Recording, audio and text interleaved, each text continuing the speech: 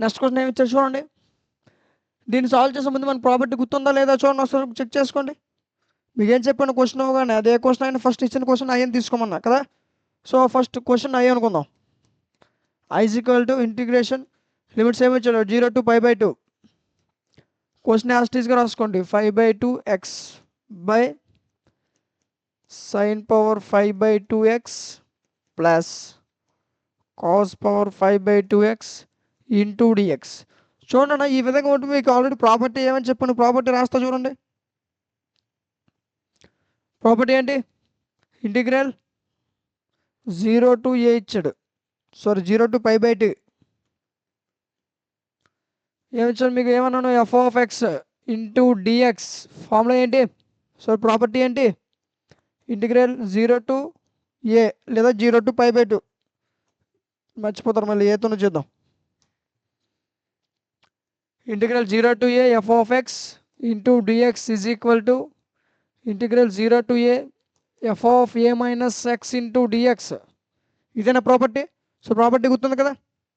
Okay, ఇప్పుడు ప్రాపర్టీని apply చేయండి. అప్లై చేస్తే మనకి ఎక్స్ వాల్యూ ఏమొస్తుంది, ఎక్స్ ప్లస్లో π/2 - x సబ్స్టిట్యూట్ చేయండి. ఎక్స్ ప్లస్లో π/2 - x సబ్స్టిట్యూట్ చేద్దాం.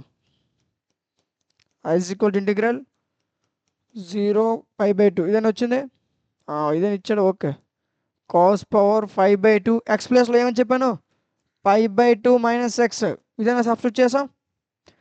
అదేవిధంగా మళ్ళీ ఇక్కడ కూడా సైన్ మిగతా వాళ్ళు యాస్టీస్గా రాసుకోవాలి, మిగతా మరి ఏమి కలగకూడదు. సో sin/2x కాదు, sin/2x ప్లస్లో π/2 - x π/2 - x ఒకటే, మిగతా మరి ఏం టచ్ చేయొద్దు. ప్లస్ కాస్ పవర్ 5/2 ఎక్స్ ప్లస్లో π/2 - x, ఇది 5/2 ఇది π/2 బాగుంది.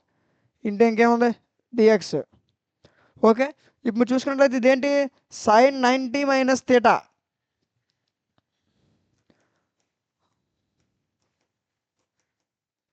sin θ, sin 90 - θ cos θ, cos 90 - θ sin θ. Formulas తెలుసు కదా. ఓకే, ఫార్ములా అప్లై చేసాం. ఇదేమవుతుంది ఇప్పుడు cos 90 - θ sin θ అవుతుంది. ఇది sin 90 - θ cos θ అవుతుంది. ఇది cos 90 - θ sin θ తెలుసు కదా ఫార్ములా. సో దీన్ని యాస్టీస్గా రాసుకొని ఈ sin 90 - θ ప్లస్లో cos θ రాసుకో. అంటే ఇక్కడ ఏమవుతుంది sin 5/2x cos 5/2x plus cos 5 sin 5/2x అంతేనా. ఓకే, ఇక్కడ మొత్తానికి ఇక్కడ ఏ ఫార్ములా యూజ్ చేసాం, sin 5/2 - x అంటే sin θ - x లేదా cos θ - x ఫార్ములా యూజ్ చేసాం. ఫస్ట్ ఐన్ మళ్ళీ రాసుకోండి. లిమిట్స్ 0 to π/2 ఇచ్చాడు అంతేనా. నెక్స్ట్ ఏంటి cos 90 - θ sin θ. సో సైన్ పవర్లో మనకి ఎంత ఉంది 5/2, సో 5/2x అంతేనా. సో నేను cos θ, ఇది కూడా ఏమవుతుంది, ఇది cos θ, సారీ ఇది cos ఇది సైన్ అవుతుంది. cos 5/2x plus sin 5/2x into dx అంతేనా. sin 90 - θ ఫార్ములా యూజ్ చేస్తే ఈ విధంగా వస్తుంది. సో దీన్ని మనం ఈక్వేషన్ నెంబర్ 2 అనుకున్నాం. Where is the equation number 1 అంటే ఇదిగోండి, ఇది equation number 1. Equation number 1, equation number 2 వచ్చింది. నెక్స్ట్ ఈక్వేషన్ నెంబర్ 1 + 2 సాల్వ్ చేయండి. నెక్స్ట్ ఏం చేస్తాం, ఈక్వేషన్ నెంబర్ 1 + 2 ఫస్ట్ ఎల్హెచ్ఎస్ తర్వాత ఆర్హెచ్ఎస్ యాడ్ చేయండి. ఎల్హెచ్ఎస్ ఏమున్నాయి, అంత పెద్ద ఈక్వేషన్ ఏం లేవు, i+i అర్థమైందా. నెక్స్ట్ ఇంటిగ్రేషన్ 0 to π/2 ఫస్ట్ది ఏంటి మనకి cos power 5/2x sin power 5/2x cos power 5/2x. Okay, cos power 5/2x sin power 5/2x ఇక్కడ రాయలేదు. ఇక్కడ మీకు సమకోలు రాకపోతే సైన్లు కాసుల మీద చేయండి. సమ్ రాలేదు కదా, సైన్లు కాసులు ట్యాన్లు కాట్లు రాసేస్తే తప్పు అయిపోద్ది. ఓకే, cos పవర్ 5/2x ఇదేనా equation number 1 plus integral limits ఏమి ఇచ్చారు 0 to π/2. ఈక్వేషన్ నెంబర్ 2 ఏమొచ్చింది కూడా పైన కనిపిస్తుంది కదా, ఇదే ఈక్వేషన్ నెంబర్ 2 అంటాం. గుర్తొచ్చిందా, sin పవర్ 5/2x బై ఇదేముందన్నా cos power 5/2x plus sin power 5/2x ఇదేనా ఈక్వేషన్ నెంబర్ 2 ఇదేనా? చూడండి ఒకసారి, తప్పు రాసాం కరెక్ట్ రాసాం, సరిపోయిందా? ఇది ఈక్వేషన్ నెంబర్ 1, ఈక్వేషన్ నెంబర్ 2 ఎక్కడి వరకు వచ్చింది కదా. ఇప్పుడు మీరు చూస్తే ఏమిటి, డినోమినేటర్స్ వాల్యూ సేమ్ ఉన్నాయి, అంటే ఏంటి, న్యూమరేటర్ వాల్యూ యాడ్ చేసుకోవాలి, అంతేనా? డినోమినేటర్స్ ఏమిటి మనం చేసేది ఏంటి, న్యూమరేటర్స్ యాడ్ చేసుకోవాలి. ఇదేంటి i ప్లస్ i 2i అవుతుంది. Integration 0 to π/2.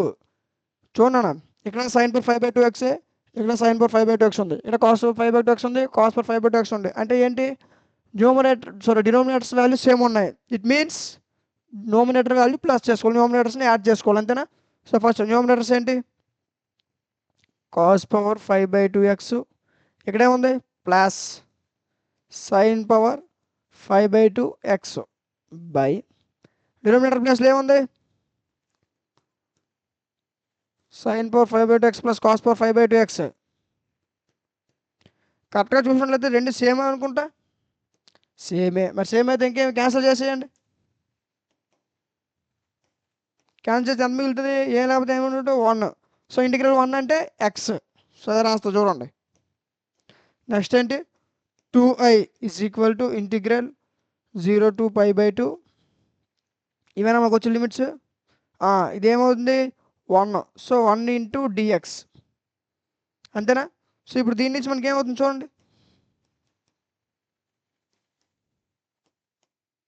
దీని నుంచి చూడండి, 2i is equal to integration 1 అంటే ఏంటి, ఇది ఎక్స్ కదా, సో ఎక్స్, దీనికి లిమిట్స్ ఏమున్నాయి 0 π/2, దాన్ని యాస్టీజ్ రాసుకుంటారు.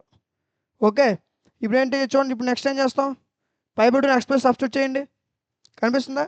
ఇవ్వండి ఇక్కడ చేస్తా చూడండి, నెక్స్ట్ నుంచి 2i is equal to X ప్లస్లో π/2 పెట్టండి, 2i ఈజ్ ఈక్వల్ టు π/2 వచ్చింది, కానీ నాకేం కావాలి, i కావాలి. సో i వాల్యూ ఏమవుతుంది, 2 అటు వెళ్ళిపోతే ఏమవుతుంది π/4, నాకు i ఎంత వచ్చింది π/4, and this is the final answer of this question. i ఎంత వచ్చింది π/4. ఒకసారి ఎక్స్ప్లెయిన్ చేస్తే చూడండి, చాలా ఈజీ, చాలా ఈజీ, వీటికి 4 మార్క్స్ చాలా ఎక్కువ కదా. ఒకసారి చూసేద్దాం. ఫస్ట్ ఏంటంటే ఇచ్చిన క్వశ్చన్ i అనుకున్నాం, నెక్స్ట్ ఎక్స్ ప్లస్లో π/2 మైనస్ ఎక్స్ సబ్స్టిట్యూట్ చేశాను, అప్పుడు నాకు వచ్చే ఈక్వేషన్ ఇది. ఇదేంటి cos 90 మైనస్ థీటా అంటే sin థీటా, ఇది sin 90 minus theta cos theta, cos 90 minus theta sin theta formula use చేశా, అప్పుడు ఈక్వేషన్ నెంబర్ 2 వచ్చింది. రెండు ఈక్వేషన్ని సాల్వ్ చేశాను, అర్థమైందా? అప్పుడు నాకు వచ్చే టర్మ్ ఇది, అంతేనా? Okay, denominators terms denominator value same ఉంది, అంటే ఏంటి, న్యూమరేటర్స్ని యాడ్ చేసుకోవాలి, అదే చేసా. యాడ్ చేస్తే ఏమొచ్చిందో క్యాన్సిలేషన్ అయిపోయింది, క్యాన్సిలేషన్ జరిగితే 1 మిగులుతుంది. సో 1 ఇంటూ డిఎక్స్, ఇంటిగ్రల్ 1 అంటే ఎక్స్, సో ఎక్స్ లిమిట్స్ ఏంటి 0 π/2, ఇవి limits. 2i is equal to X plus π/2 substitute చేస్తే ఏమవుతుంది, 2i ఈజ్ ఈక్వల్ టు π/2 అవుతుంది. నాకు 2i కాదు i కావాలి, సో 2 అటు తీసుకెళ్ళిపోయాను, అప్పుడు π/4 వచ్చింది, అంతేనా? ఇది ఆన్సర్, ఈ విధంగా సాల్వ్ చేయాలి, చాలా ఈజీగా ఉంది కదా. సో ఇది ఈ ప్రాబ్లం యొక్క కంప్లీట్ సొల్యూషన్.